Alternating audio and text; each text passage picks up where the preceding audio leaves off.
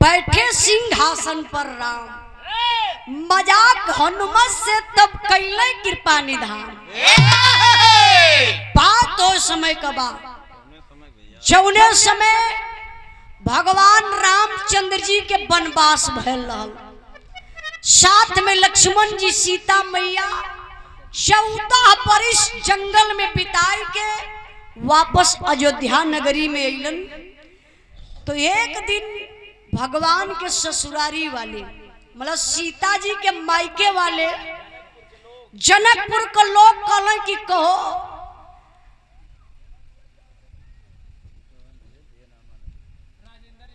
हाँ राजेंद्र प्रसाद यादव अब बड़कऊ यादव खड़हर पारा सुजानगंज के धरती से गहर पारा अच्छा गहर पारा सुजानगंज से। तो गांव का नाम सुजानगंज कहाँ पड़ गया? अब तो पूछे अच्छा सुजानगंज थाना वो हमार थाना पड़ला सुजानगंज क्षेत्रवे कहूँगा अपने। ये देखिए सुंदर पुष्पहार और 200 रुपए का पुरस्कार देके सम्मान किए भैया के बहुत बहुत प्रणाम। तो राजा जनक जी एक दिन कहलन संदेशा भेजवलन अयोध्या नगरी में, कले भगवान राम और सीता जी मतलब कि हमार दामाद और बिटिया 14 बरिस जंगल में बितौलन, बड़ा दुख मुसीबत झेलले हुई है। बुला अपने घरे कलम चाहत हिला के अपने दामाद और बिटिया का स्वागत सम्मान करी। बाबा हर माई बाप का सपना होला कि अपने बेटी और दामाद का सम्मान करी, हमारे बिटिया दामाद का सम्मान हर जगह हो। अब भगवान रामचंद्र जी जब संदेशा पौलन तो सीता जी के साथे लालन लक्ष्मण जी बंदरी सेना के साथे बाबू चल रहे अपने ससुराल जनकपुरी में।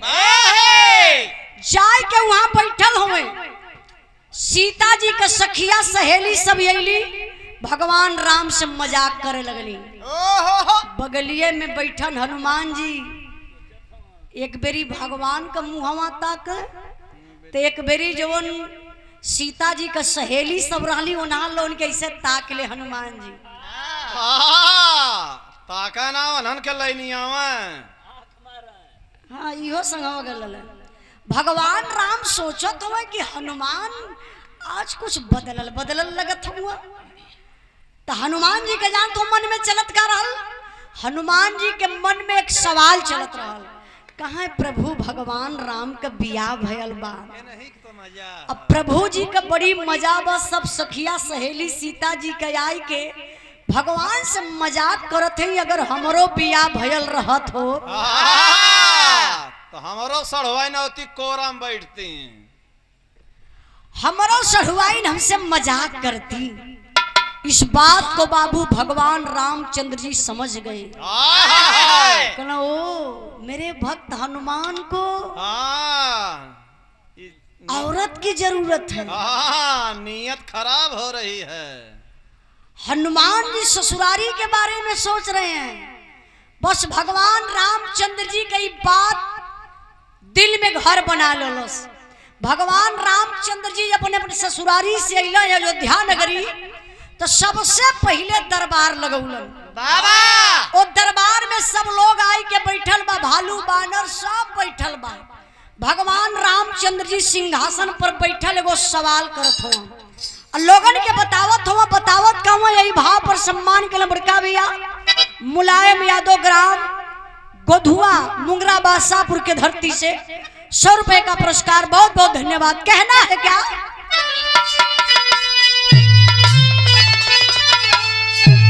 और कहते हैं प्रभु राम,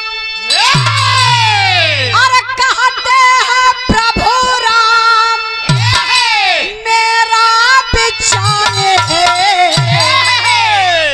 अरे नारी के बिना जीवन बेकार है।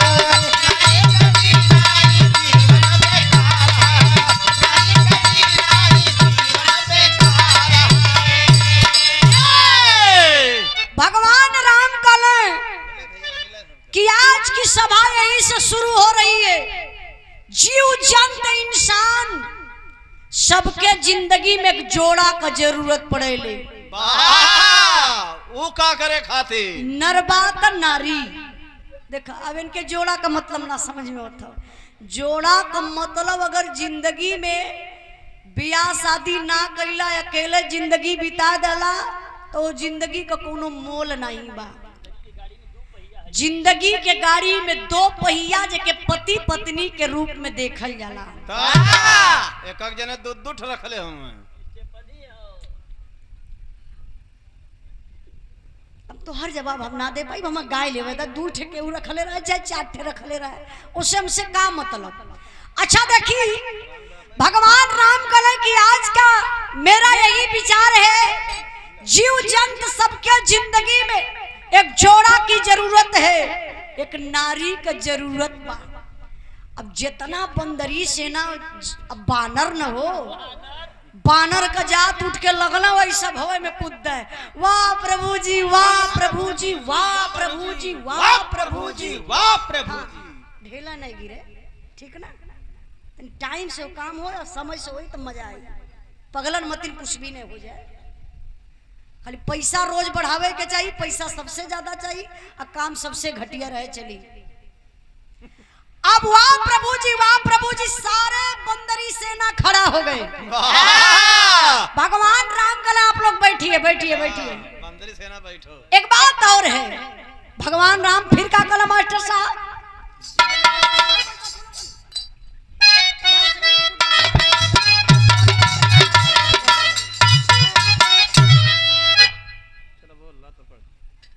यो जरूरी भैया।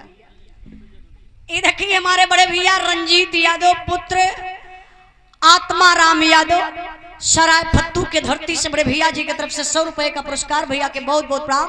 सब भाई लोगों के नमस्ते प्रणाम। कहना है क्या,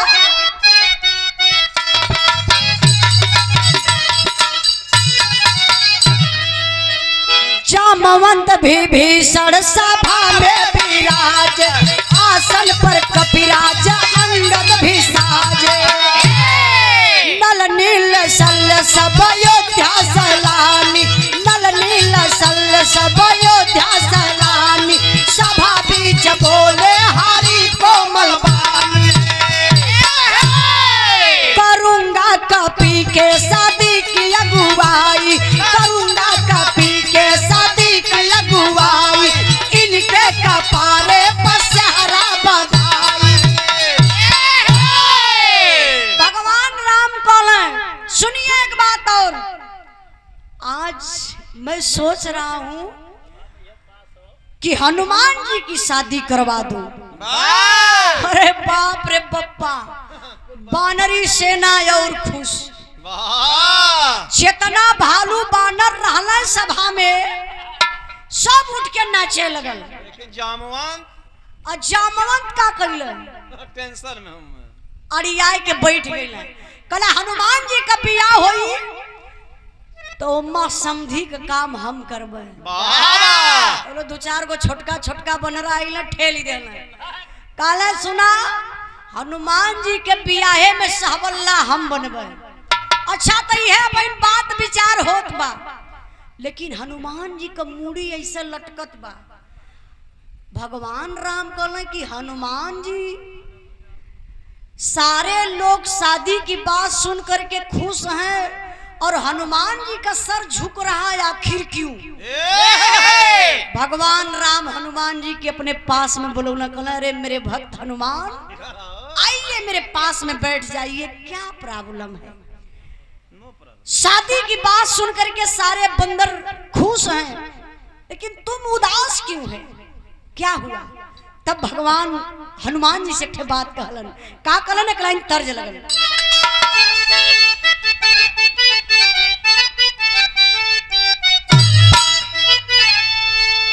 आमा महुआ का झुमा डरिया, अरे आमा महुआ का झुमा डरिया, धनी तकना बलमुआ हमारिया,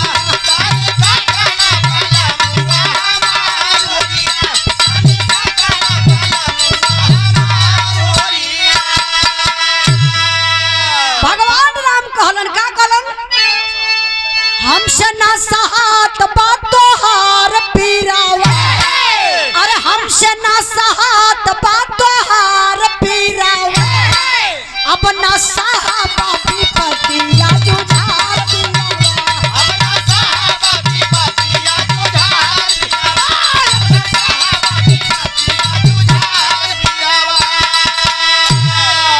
भगवान राम कले कि हनुमान भैया भैया धीरे धीरे आप शादी के लिए तैयार हो जाइए। हनुमान जैसे हाथ जोड़ने जाए के प्रभु भगवान राम के पैर पे गिर गई और गिर के बाबू कहे लगल, कहा कहूँ मास्टर साहब तर्ज बदल गई।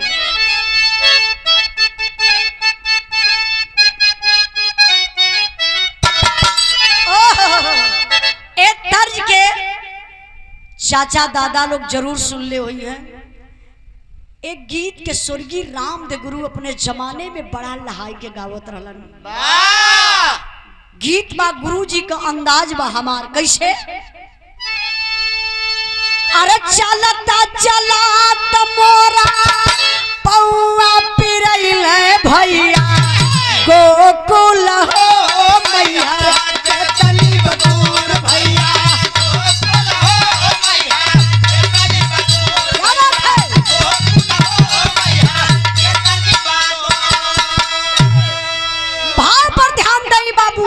हनुमान जी भगवान के पैर पे गिर के कहलन, का कहलन,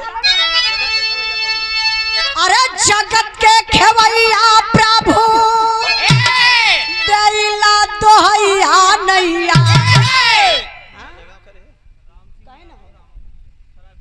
राम सिंह यादव रामा भैया, राम सिंह यादव रामा भैया सराय फत्तू से बड़े भैया जी की तरफ से 100 रुपए का पुरस्कार। भैया के बहुत बहुत प्रणाम।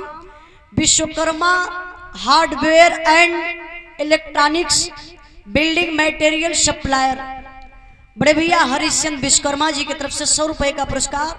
भैया के चरणों में बहुत बहुत प्रणाम। लेकिन भाव पर आप लोग ध्यान दें, कहना है,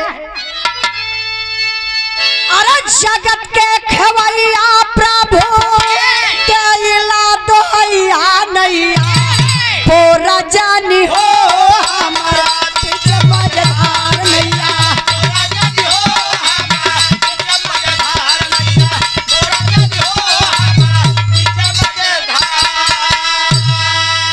शरण का दास बन के खेबा उमरिया,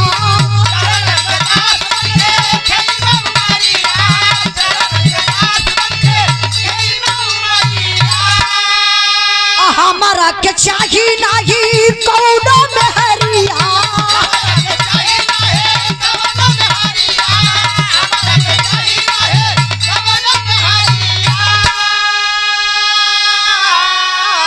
अरे तनिक तो हर बात नहीं सुन का पिरैया नैया बोरा जानी हो हमारा बीच मझधार नैया।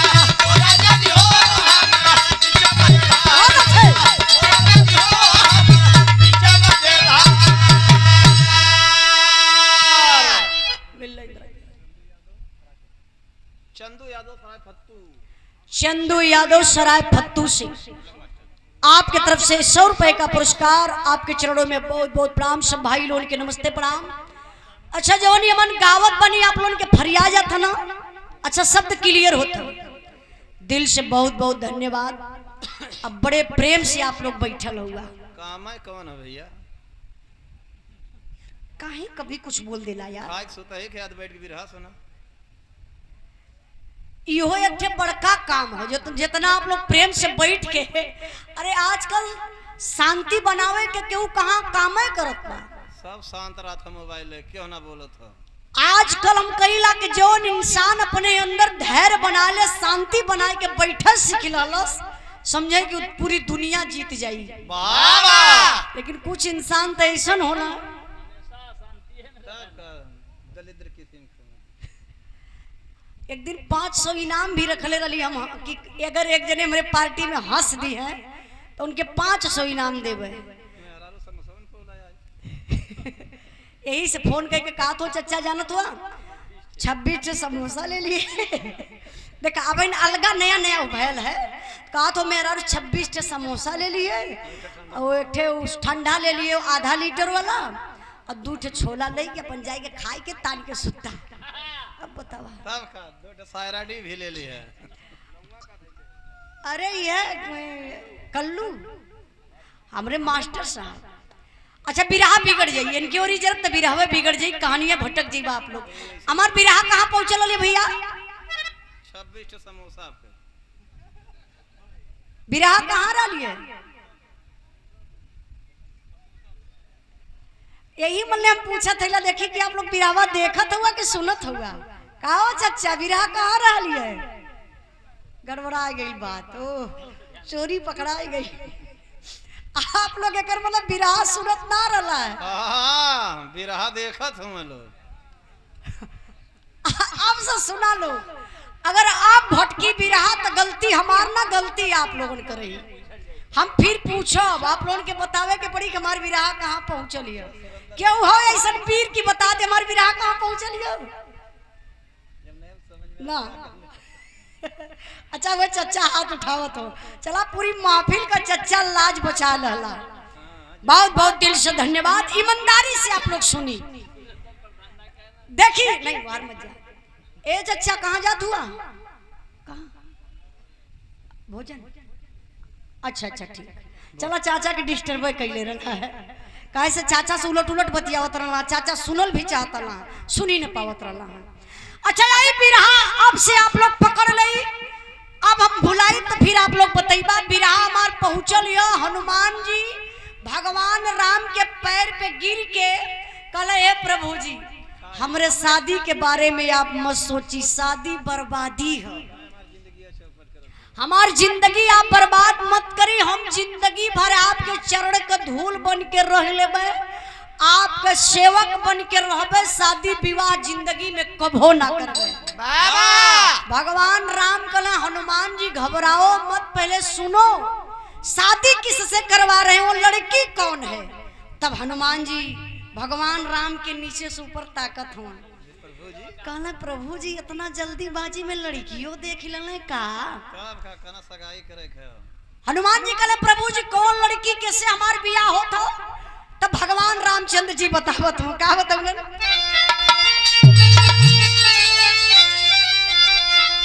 अरे बिहावा तो से करी है मंथरा शहराबाद कपार बनवा तू दूल्हा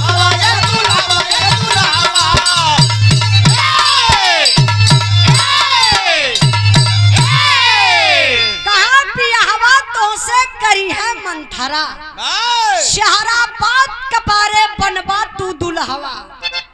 हनुमान जी कहना अच्छा अच्छा मंथरा से हमार बियाह होई मंथरा हमार दुल्हन बनी। अच्छा ठीक बा। इतना सोच के इतना कह के हनुमान जी गदा ऐसे उठौले कान्हे पे रखल है। अरे भैया एक बार जोरदार ताली बजा के आप लोग स्वागत सम्मान करी।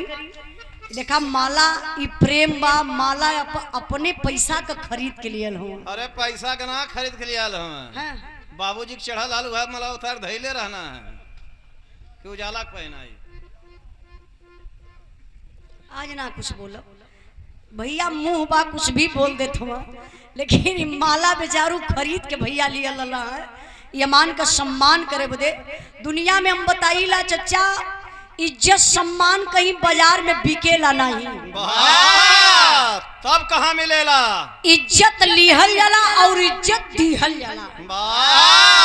तेरे उम्र में कई जने की इज्जत रहलवा मास्टर साहब। ले कौन सरकारी बिल्ला लगल है कि इज्जत हमारे मास्टर साहब लूटल? हाँ बुरी नजर वाले तेरा मुंह काला बारे अंग्रेज साला तोर कर यहाँ ठीक हो गई। देखिए इज्जत करेंगे इज्जत मिलेगा कदर करेंगे कदर मिलेगा। बड़ा सम्मान के लिए हमारे बड़का भाई भावी जिला पंचायत प्रत्याशी वार्ड नंबर 37 से जय सिंह यादव प्रबंधक राधा कृष्ण इंटरमीडिएट कॉलेज सोहसा भैया मुंगरा बासापुर, सोहसा मुंगरा बासापुर जौनपुर से हमारे बड़े भैया जी, आप जिला पंचायत के उम्मीदवार हैं। आप लोगों से मैं निवेदन करती हूँ भैया के आप लोग वोट करिए, सपोर्ट करिए। जो आप सबके बीच में रात दिन चलने का काम करते हैं वही हमारा असला नेता होता है। जो हमारे बीच में चले, हमारे साथ चले, जो हमसे बात करे, वही नेता होता है। ऐसा नेता के आप लोग कबो मत चुनिया। जो चार चक्का गाड़ी से आई है, जब ले जीतल ना रही तब ले उनका सफेद शीशा रही, और जीतने के बाद ब्लैक हो जाए, ताकि पब्लिक हमें पहचान ना पावे।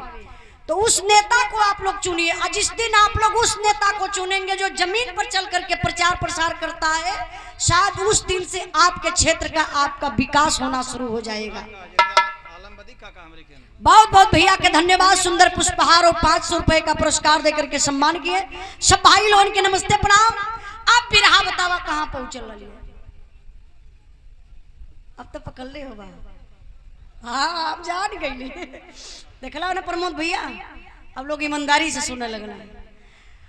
कहा भी हवा तो से करी है मंथरा, शहरा बात कपारे बनबा तू दुल्हवा। हनुमान जी कला हाय हाय मंथरा हमसे बियाह करी, मंथरा हमार दुल्हन बनी, हम बाल ब्रह्मचारी चलत हिला। अब हनुमान जी उठौना गदा ए बाबू चल गए बागी में, जाय के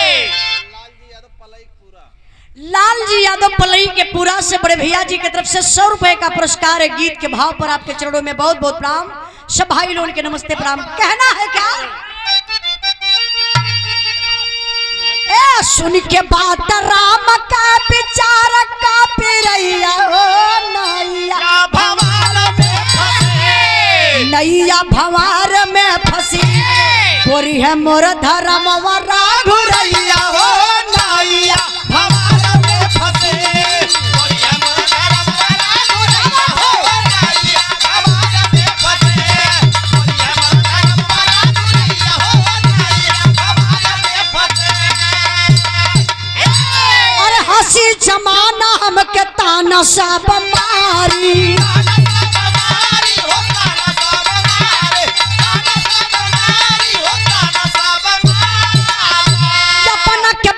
रहली बाल ब्रह्मचारी,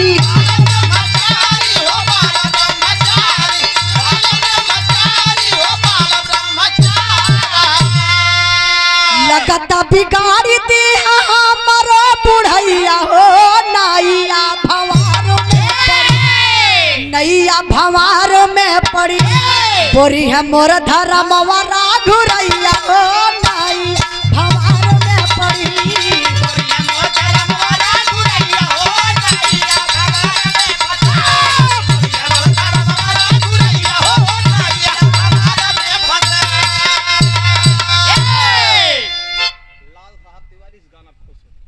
एक गाना पे खुश होकर के लाल साहब तिवारी जी 50 रुपए का पुरस्कार देकर के आप सम्मान किए। आपके चरणों में बहुत बहुत प्रणाम। हनुमान जी गुस्सा में लाल काला मंथरवा धर्म हमार बिगाड़ देई, बाबा हमसे बियाह कल कैली, हम प्रभु जी से मना कैली, प्रभु जी बात मनले ना। अगर यह प्रभु जी से कुछ कहबे तो भक्त और भगवान में दरार पैदा हो जाएगी। हनुमान जी कहले अब प्रभु भगवान राम के पास ना जाइए। राजदेव यादव कठारी के धरती से, राजदेव यादव कोठारी के धरती से 100 रुपए का पुरस्कार। आप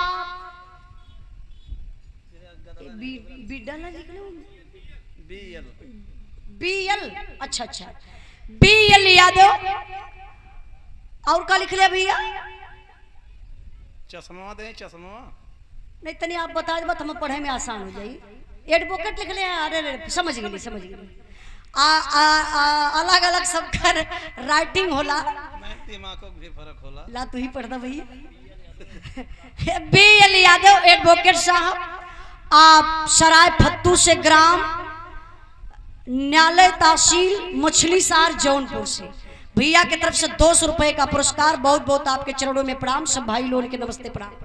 आइए ध्यान दें बाबू। अब हनुमान जी गुस्सा में लाल कलम मंथरवा हमसे बियाह करी, हमार धर्म नसा जाई। कलन ना रही बांस ना बाजी बांसुरी। हनुमान जी दिन त बितायल हल बाबू, अब रात ना बीतत हो। चारों तरफ अनहरिया छौले बा, करीबन 10 से 11 बजत रहल। रात का टाइम गदा उठौले हनुमान जी चल दहले मंथरा की कोठरी ओर। जब हनुमान मंथरा की कोठरी पर गईलन, कोठरी की ओर, यार मंथरा कोठरी में सूतल बा, नींद में ना बा, मंथरा जागत बा, सपना अपने शादी का सजावत बा कि कल हम जाई। तो प्रभु भगवान रामचंद्र जी हमसे कही हैं वो सभा में कि मंथरा तोहार शादी हनुमान जी से करवावत हैला। तो हम तनी सा नखरा लगाई, फिर नखरा लगाई के तैयार हो जाई। कहा हाँ हाँ प्रभु जी हम हनुमान जी से बियाह करबे। अब यह सपना तो मंथरा सजौती है बाबू, तब बोले ना गजब हो गया।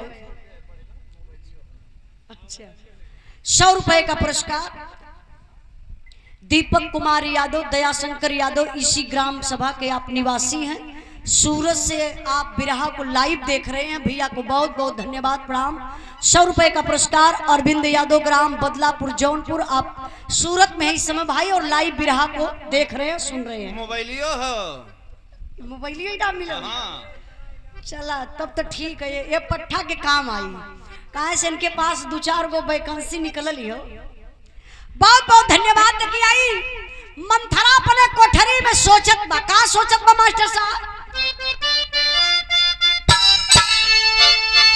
चचा बिरहा में तर्ज बा आप लोगन के जमाने का गावल गीत, झरेलिया का गावल के हम जनबो न करीला। तब तो पैदा न रहलो जब गावत है। आई उहे गीत के लाइन में मास्टर साहब।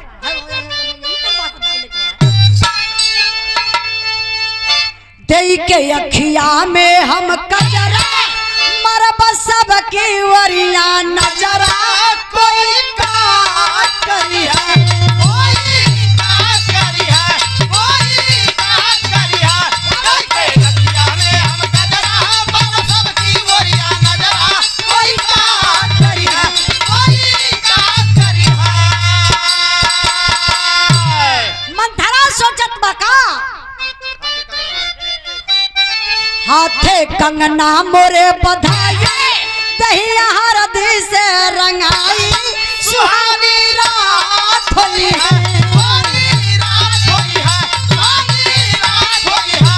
हाथे कंगना मोरे बधाई, दहिया हरदी से रंगाई, सुहानी रात होई है, सुहानी रात होई है। नीत नयावा मंथरा के करवट बदले भाई हो,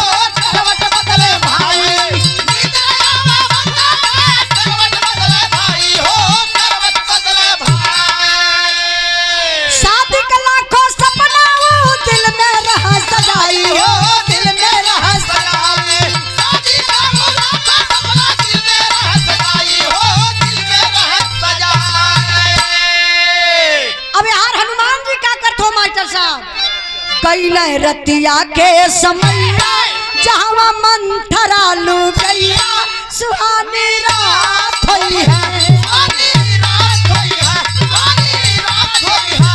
कैले रतिया के समय जहाँ मंथरा लू गैया, सुहानी रात होई है, सुहानी रात होई है। ध्यान दई बाबू, मंथरा सोचत बा जब हमार बियाह होई तो हमरे मेहंदी लगी, शरीर भर हल्दी लगी, कंगना बनाई। हम जब चुनरी ओढ़ले लहंगा पहनो, हमार बियाह जब हो जाई ससुरारी में जाई, तो हमार सुहाग रात होई। तो हर सुहाग रात होई, सुहाग रात मनैबा। हाँ हनुमान के साथ है। हम मंथरा सोचत बा हमार सुहाग रात होई। हाँ हम मंचूरियन पाई, चाउमीन पाई, बर्गर पाई, पिज्जा पाई।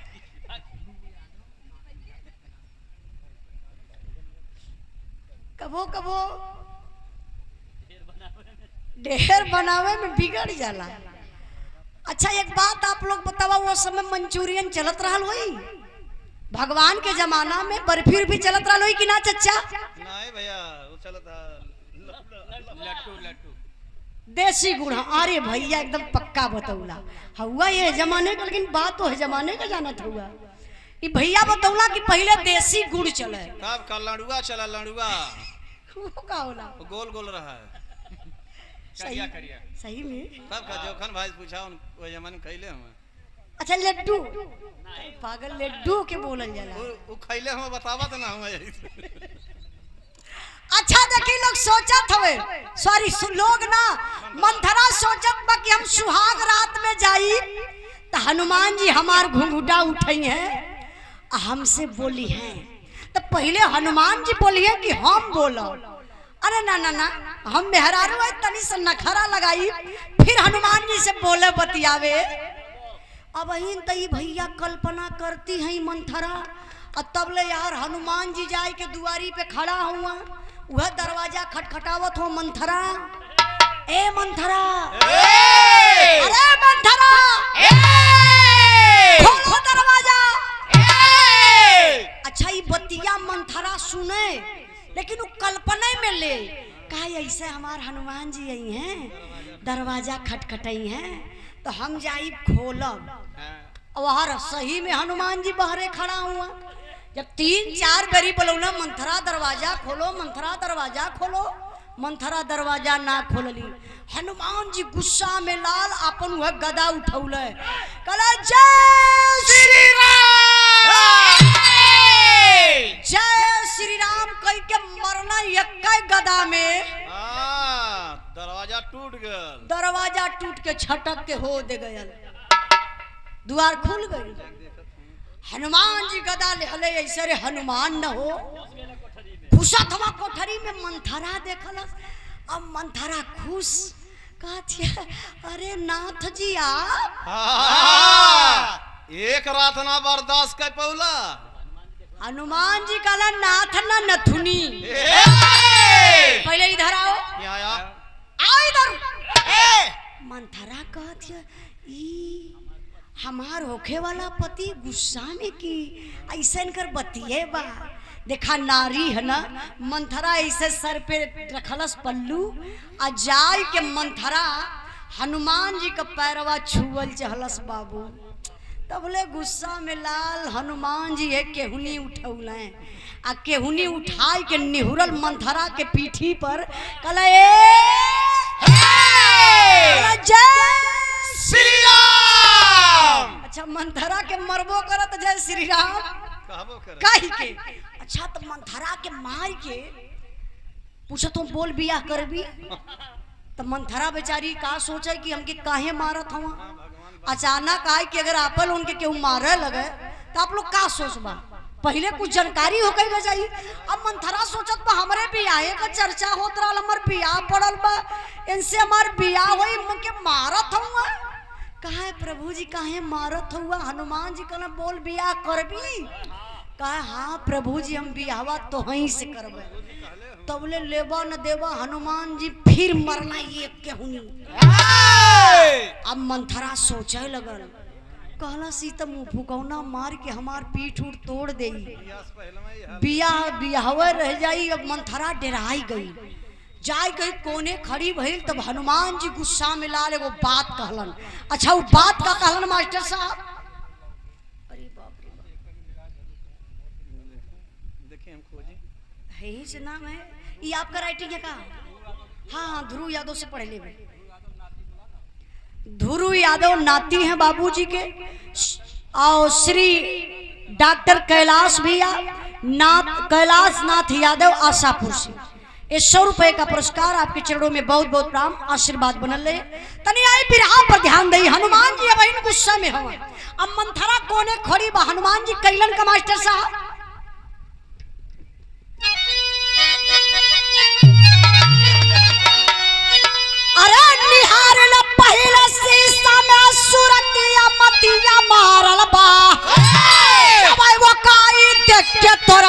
जतिया मतिया मारल बा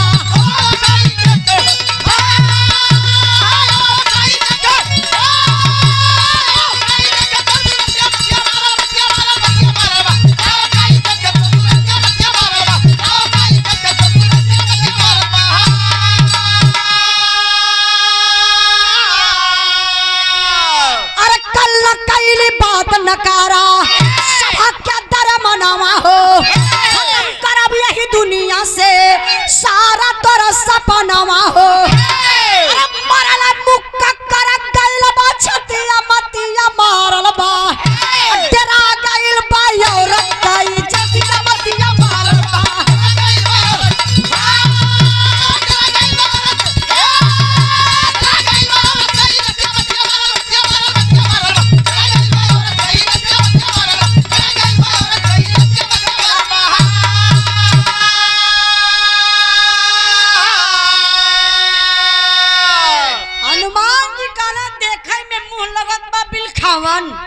चोखा जैसन मुंह बनाए के ऐलू है बाल ब्रह्मचारी हनुमान से बियाह करे।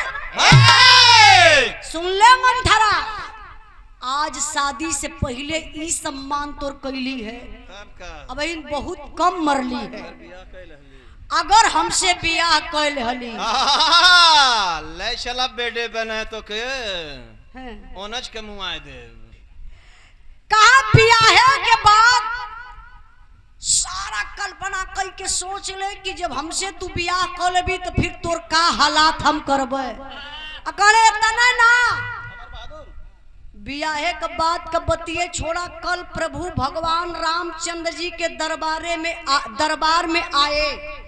मंथरा तो से कह दे थैला प्रभु जी के तनो बियाह करे कही है, हनुमान जी से शादी करवाऊंगा, कर लो, तुम तैयार मत होना। और नहीं तो तैयार अगर हो गईलू यही गदा से वही सभा में दौड़ाए दौड़ाए के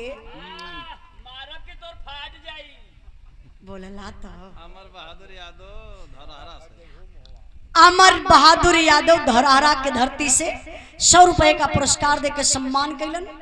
काला वही सभा में दौड़ाए दौड़ाए के मारब के छोड़वैया ना मिली।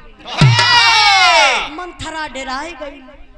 जात जवावत हनुमान जी मंथरा के एक मुक्का यही पीठी पे दे के गईले ताकि मुक्का एके याद रहा। अब हनुमान जी गईले वही बागी में बैठल हवे। धीरे धीरे सुबेर भयल। जब सुबेर भयल तो बंदरी सेना सबसे पहले आए के बैठ गए लोग कि आज हनुमान जी का बियाह हुई। हनुमानो जी आई कोई पीछे बैठल हवा तो लोग आपस में बतियावत हुआ, कहना कहो दुल्हा तो आए गयल। अब इन दुल्हन का पता ना दुल्हन कहाँ फरार बा। लोग सोचते हुआ तबले तो बाबू गजब हो गया। गजब का भल मास्टर साहब।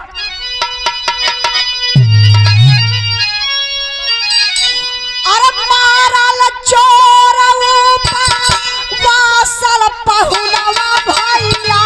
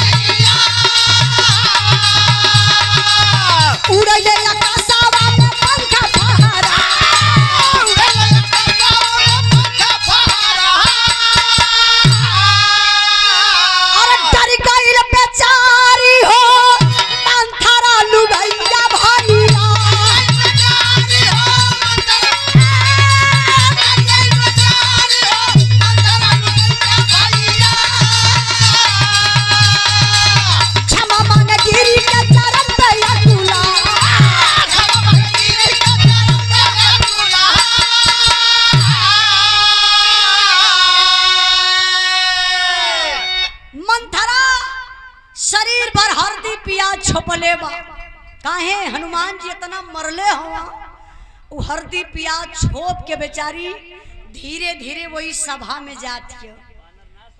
अब जो बंदरी सेना रालन देखते उठ के फिर खड़ा हो गई। हाय हाय हाय हाय भौजी आए गई, भौजी आई गई, भौजी आई गई, भौजी आई गई, भौजी आई गई, भौजी आई गई। ई के हो भाई ई हनुमान का सार हूँ। कहा भौजी आई गई, सब लोग देखते बा कहाँ कहाँ के हर से। अब मंथरा बेचारी हरदी प्याज छपले बा तो ही मुझसे बना रखा था। अरे अरे अरे भौजी हरदी रसम पूरा कई के आवत हई तो दूसरा करे चुप सारे। मेहदी रसम भी पूरा कैले हो। हल्दिया रसम ना मेहदियो रसम। अच्छा ये बतावा बानर माना वाले ना हमें। मंथरा के शरीर भर चोट लगल बा, कहरत गइल बा। अब बानर अपने आप में मजा लेत हवा। तब हनुमान जी वही बगल में खड़ा हवा। अब मंथरा का निगहिया वही हनुमान जी पे पड़ल तो हनुमान जी का करत हो गदवा जो लाले हुआ ऐसे उठाए मंथरा जोर से चिहुकल। भगवान राम का ना मंथरा क्या चिहुक रही हो? डर रही हो क्या? अरे आज तुम्हारी शादी होगी ना, इधर आओ। आई के बगल में खड़ी भइल मंथरा। भगवान यार बैठल हुआ। चच्चा ए चच्चा कायन के बीच में निवरौले हुआ। चाचा बैठ जा बैठ जा बैठ जा चाचा, 1 मिनट खाली बस खत्म, बाद में बतिया लिया बीरन। अच्छा मंथरा भगवान के बगल में खड़ी बा। भगवान राम अब शादी का चर्चा कैले तब मंथरा कहलस। का कहलस मास्टर साहब?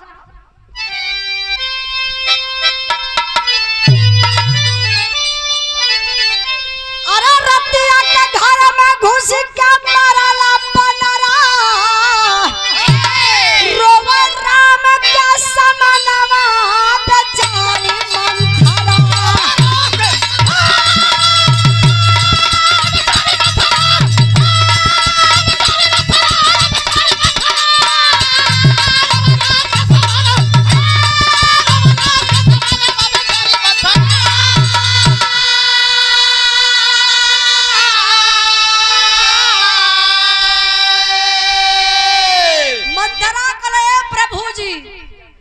रतिया का घर में घुस के मरले बनरा रोवे राम के समनवा बेचारी मंथरा।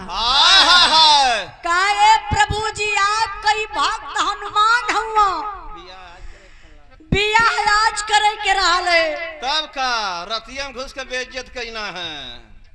हनुमान जी से पूछा ई रतिये में हमारे कोठरी में पहुंच गई ने। भगवान के लगल झटका।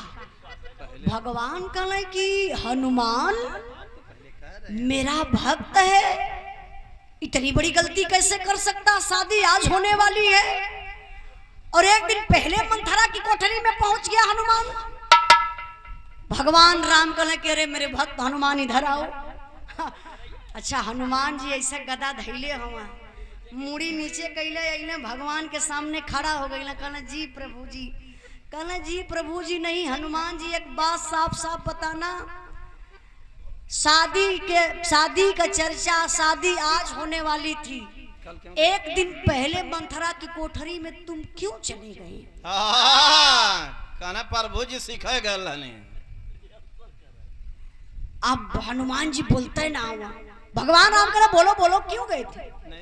मंथरा कहले प्रभु जी हम बतावत हई काहे बदे गलो। जाय के हमरे दरवाजा के तोड़ के अंदर घुस गईले। अंदर घुस गईले हम इनके पति समझ के अपन पैर छुए गईली। हमके हनुमान जी बड़ी मार मरले। भगवान राम कहले हनुमान अब तुम्हारा निंगोटा भी चेक होगा। काहे बदे? गलती तो नहीं किए हो। नहीं कुल का तो खोज करला, ये तेरी गंदी गंदी बातों से क्या बतावेला? ये है बतानी है। नहीं प्रभु जा जा मर जाइबा ना। एक गंदगी सीखल है।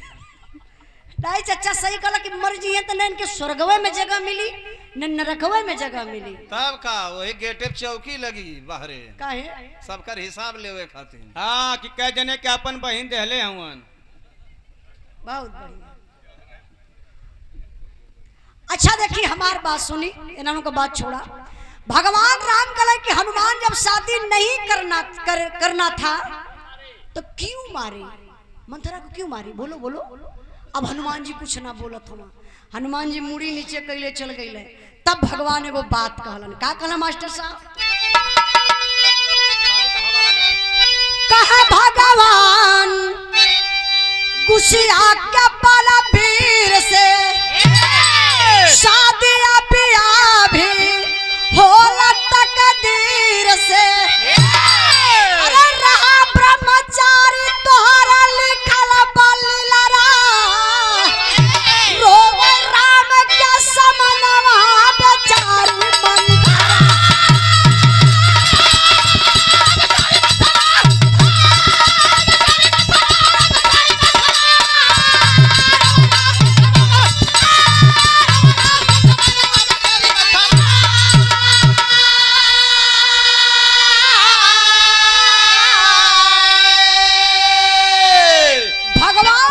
गुस्सा में आ गईलन, आधा गाले मुस्कियात हो तो आधे गाले गुस्सा बा। कहला जाओ हनुमान, जाओ जिंदगी भर, चाहे श्राप समझो चाहे आशीर्वाद समझो, आज से जिंदगी भर तुम्हारी शादी नहीं होगी। पूरा जीवन रढ़ुआ बन के घूमोगे। का जैसे रोगिया भावे वैसे वैद बतावे। कि जा तू बाल ब्रह्मचारी रहल जात हुआ तो जिंदगी भर तू बाल ब्रह्मचर्य रहबा, तोहर बिया जिंदगी भर ना होई। खाली घूम घूम घंट हिले बा। आज भी आप लोग देखिला हनुमान जी का पूजा करीला तो लोग कहिला कि हनुमान जी बाल ब्रह्मचारी चारी। अच्छा हनुमान जी अपन बाल ब्रह्मचारी धर्म बचौले कैसे? वही मंथरा के मार के। अगर मंथरा के मरले ना होता तो हनुमान जी को बिया मंथरा से भयल होत, और जब बिया हो गल तो हनुमान जी भी यही माया मोह में, तब का लड़का बच्चा मारे खोआ के फसल रहता है, माया मोह में फसल रहता है। तो देखिए ऐसे बतौली कि कभी कभी ऐसा कहानी मिल जाले जो गावे और सुने में बड़ा आनंदित लगेला।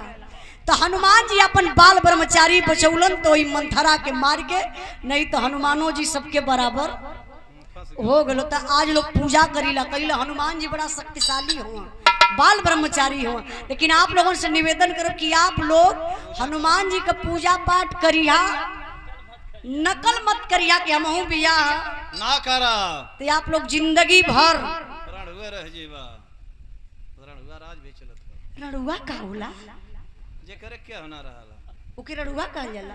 अच्छा तब आप लोग अगर शादी ना करबा तो जिंदगी भर रड़ुआ रह जाइबा। रड़ुआ गलत शब्द मत बोलवा दिए तो लोग गरीबो करी है। बिरहा का आखिरी लाइन आखिरी भाव बा,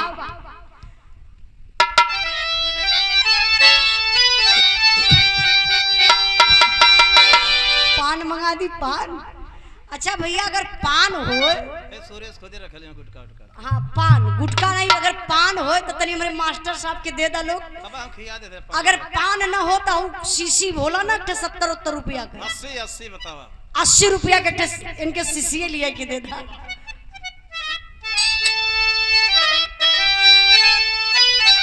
क्या बात है।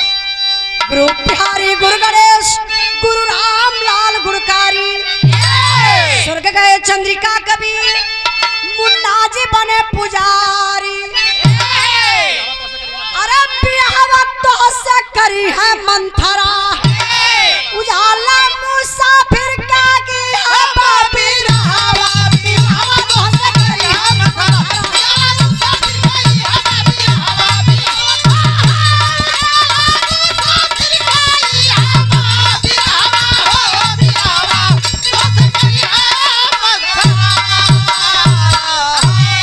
बहुत बहुत